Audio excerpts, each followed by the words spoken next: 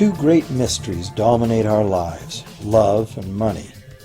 What is love is a question that has been endlessly explored in stories, songs, books, movies, and television. But the same cannot be said about the question, what is money?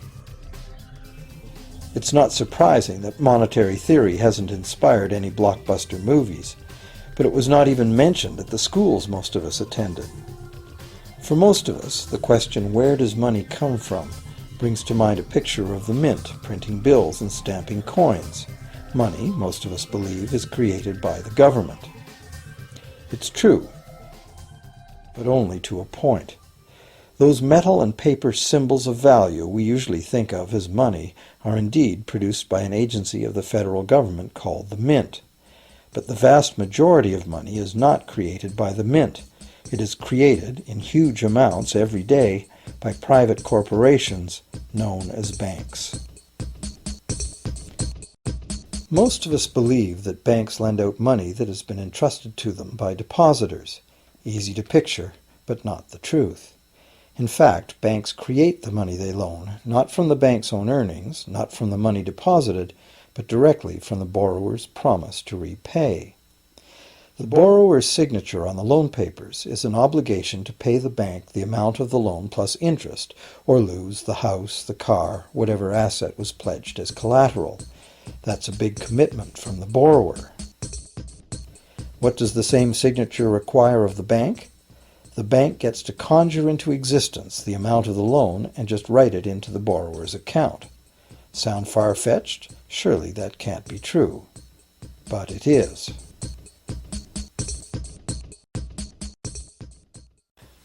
To demonstrate how this miracle of modern banking came about, consider this simple story, the goldsmith's tale. Once upon various times, pretty much anything was used as money. It just had to be portable, and enough people had to have faith that it could later be exchanged for things of real value, like food, clothing, and shelter. Shells, cocoa beans, pretty stones, even feathers have been used as money.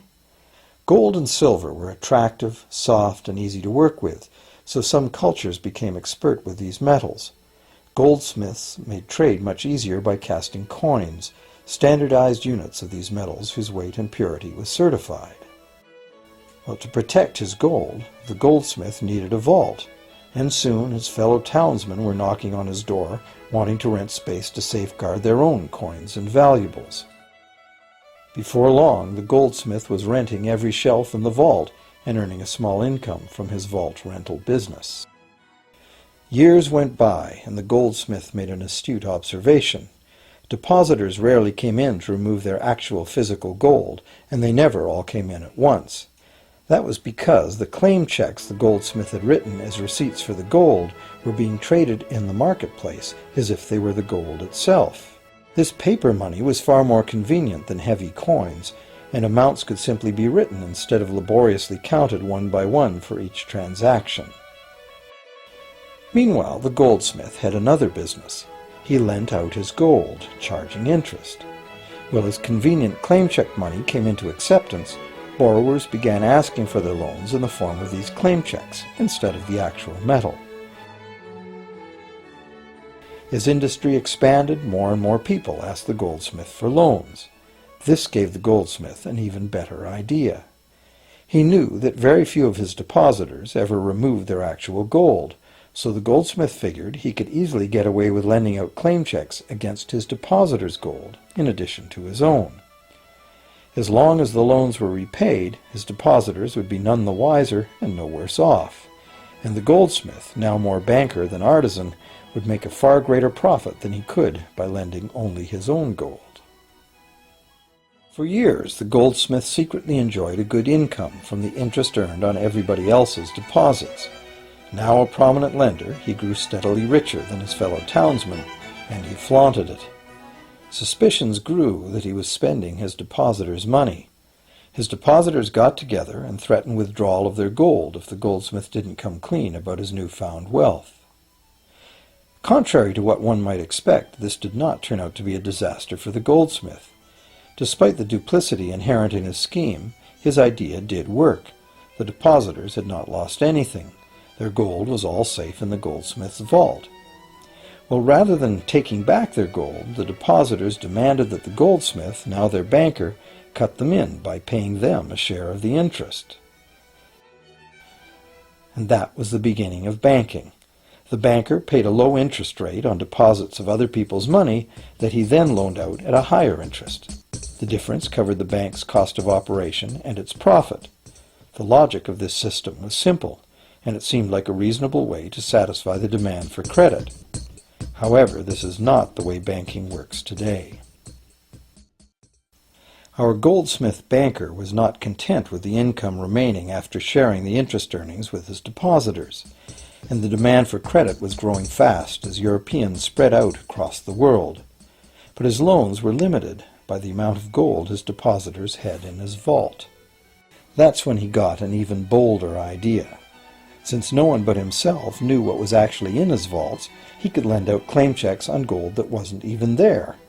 As long as all the claim check holders didn't come to the vault at the same time and demand real gold, how would anyone find out?